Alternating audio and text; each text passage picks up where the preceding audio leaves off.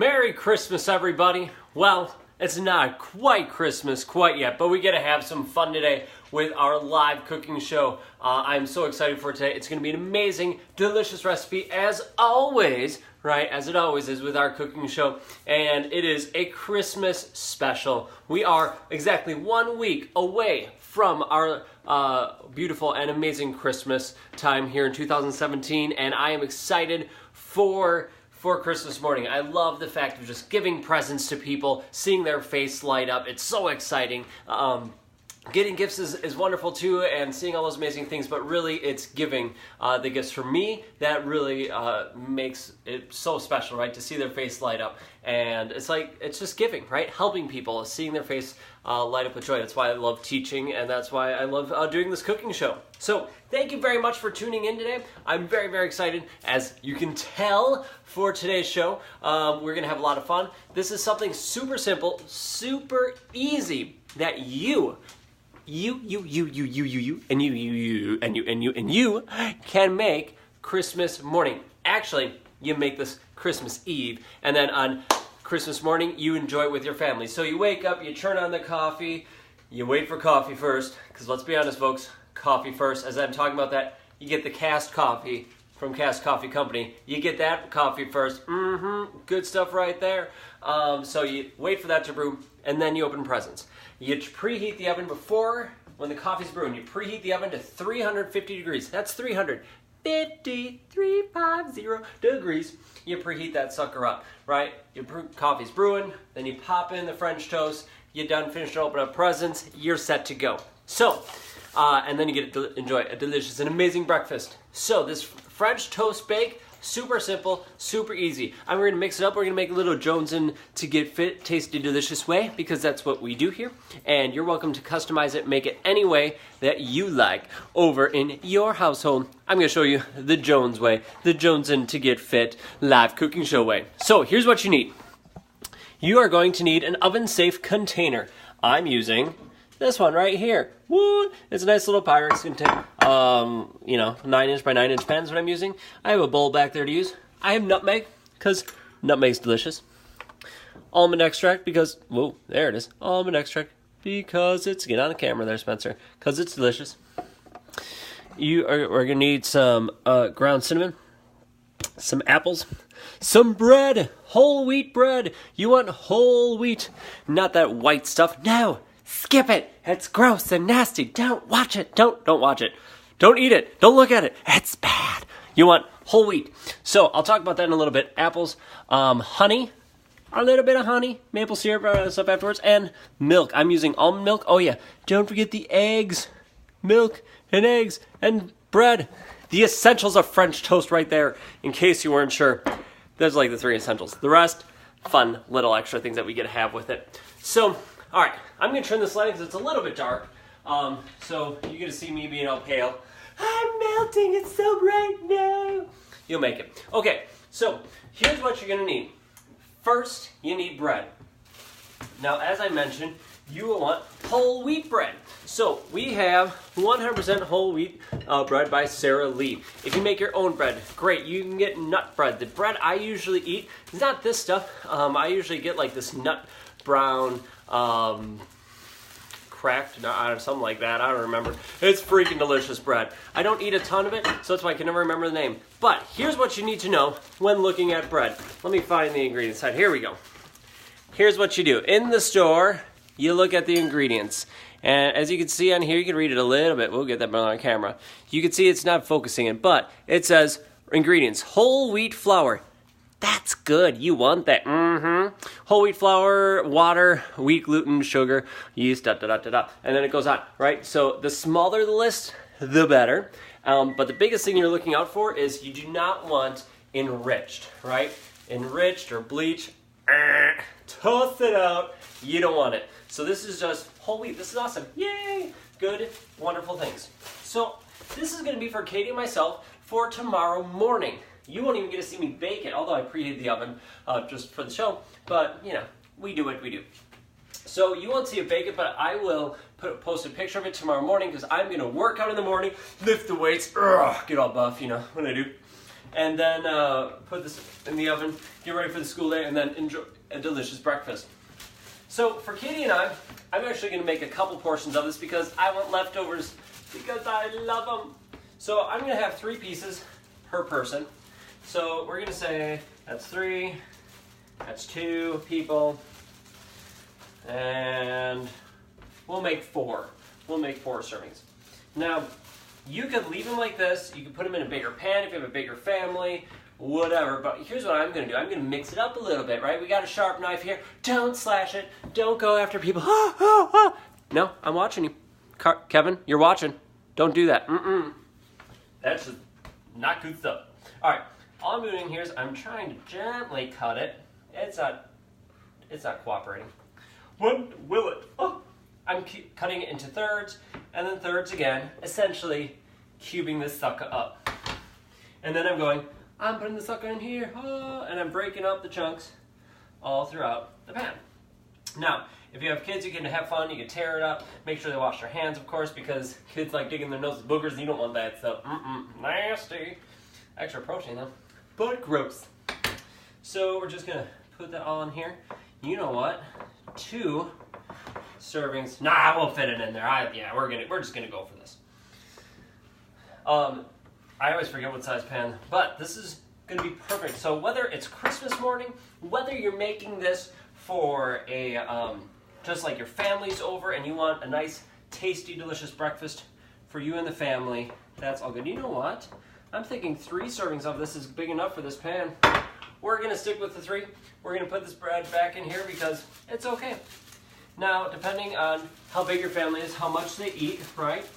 This still probably work out to be 4 servings, to be honest. That's 9 pieces of bread, right? So 1 piece of bread, if you're following the Fixate eating plan, counts as 1 carb. So if you have 2 pieces of bread, that's 2 carbs, right? So just think about what you're doing, or if you're not following that, that's cool.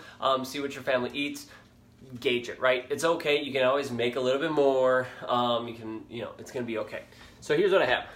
A 9-inch by 9-inch Pyrex pan is filled with the bread. Okay, we're gonna set that aside. Now, here comes the fun stuff. You get your bowl, you get your eggs. Now, thinking about this, that's why I didn't count the eggs up before. I wanted to see how much fit in here. So we have 9 pieces of bread. Usually, I try to do about 1 egg per 2 pieces of bread. So we're gonna go about 4 eggs here. And I'll show you what I'll do with it. So we have 1 egg, 2 eggs, 3 eggs. I even prepped today. I have a bowl on the other side there, all prepped, ready to go. 4 leftover eggshells. Yay, I was smart today. But I do need to rinse my hands because they got egg yolks over them. Ew, so nasty. Rinse that off. I need a towel. There we go. Perfect. Wasn't in our normal spot. Okay, so then you're gonna add your milk once you got your eggs. You could, if you wish, whisk up your eggs. You can use a whisk, a fork, anything like that. I'm using a fork. Great. So you whisked up your eggs a little bit. You don't have to go crazy with it. Now I'm gonna add our milk. For these 4 eggs, I would probably add about 1/2 cup of milk. So, this one already has measuring lines on it, that's why I'm doing it this way. So, and you can always, if you don't have enough eggs, and you're like, man, I don't know, I might need more based on this, you can add a little more. I actually add about 3/4 because that's how I roll. And now, I'm whisking this thing up, getting it all blended up, the milk, the eggs, all mixed up together. So now, we're gonna put in ground cinnamon. How much ground cinnamon? Well, it depends how much you're making. For these 3 portions, for these 4 eggs, I'm giving this a solid, like 6 or 7 shakes of the ground cinnamon, which is about 2 teaspoons, I would say. After looking at it, I'm gonna do about a 1/2 teaspoon of almond extract because it's freaking delicious. You can use caramel extract, you can find if you have another favorite extract. You can even use a rum extract if you want a little adult flavor to it. I'm gonna add about a 1/2 teaspoon there. All eyeballing. All I'm doing, eyeballing. That's okay. You can do that. You can measure it out. It's all good. Nutmeg. I'm gonna put in about we're going to go with, for this, about 1/4 teaspoon. Or, in this case, whatever I have left because I'm almost out. Ah! Or you just finish up what you have and you make it work. Oh well. And then we mix it up and we stir it up. Now, the goal is not to get it all over the place, but get it right in the egg and you're stirring. Now, remember when you're stirring this, you're not just going in a circle going, wee, it's so much fun. No, you scrape the edges a little bit and then you go down and up, down and up. So you bring it down, bring the stuff that's down there up, and that's going to create this little swirling motion, and it's going to make it amazing and delicious. Isn't this so much fun? Now, as I said, you can have left your bread whole, but no, we're not going to do it that way. We're cutting it up because we be fancy like that here in the Johnson to Get Fit kitchen. So we have our bread, 9-inch by 9-inch pan. We have our eggs and milk mixture and all the tastiness inside it, right? So here's what you do. You take this and we're going to pour it all over, spreading it around. I'm doing this over the floor. I'm really hoping I don't spill because that would be just sad, wouldn't it? Now, the goal is that it covers the majority of the bread. Now, you're gonna, if you start off making a little bit less, like I did, you know, again, wasn't sure how much we'd have here, so we're eyeballing it. It is about, what, 1/4 of the way, maybe 1/3. We're just gonna make 2 more eggs real quickly here because, you know what, we can, and it's gonna be just as good. Now, I'm looking at this, I'm thinking this could be a couple more portions than I'm thinking. It'll be like 4 portions easily for Katie and myself. We'll add a little there. I'm out of nutmeg, that's okay. We'll just do a little bit of this. You know, and this is what happens, right? You have fun, you play with it, you guesstimate, it's all good. All right, perfect. This should be just about the right amount. The goal of it is, why do I want more eggs in it, right? This egg and milk mixture. Why do I need so much, right? Like, well, it's already covering 1/3 of it. Isn't that enough? Well, not really, because we just covered the outside of the bread. And as we know, the bread's going to soak up all this deliciousness inside it. And you don't want some to be like bland and like lame. That's sad. No, we don't want that. So there's our other mixture. And now we're just going to pour this right on top of it again. Covering up. The goal is to get roughly half or just over half filled with that egg mixture. Now, if you totally want to, this is totally optional, you can just fold it over a couple times, really making sure, because those bottom pieces of bread are already soaking up that egg mixture. So if you want, you can mix it up. Try not to mash it though. It's really easy because the bread's already getting soaked. You want to be careful not to mash it up. That's the no-go. You don't want that. Okay, so we got that off. We're just going to set that off to the side. I'll probably do it one more time as I'm prepping the rest of it. Now, this is good to go. You could theoretically pop that in the oven right now, because your oven's already preheated 350 degrees, and be set to rock and roll. That could work.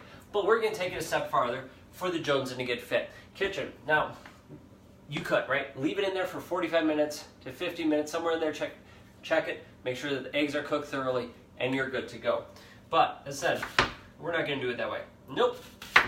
We're going to add some tastiness with it. So we're going to add apples to the top of it here.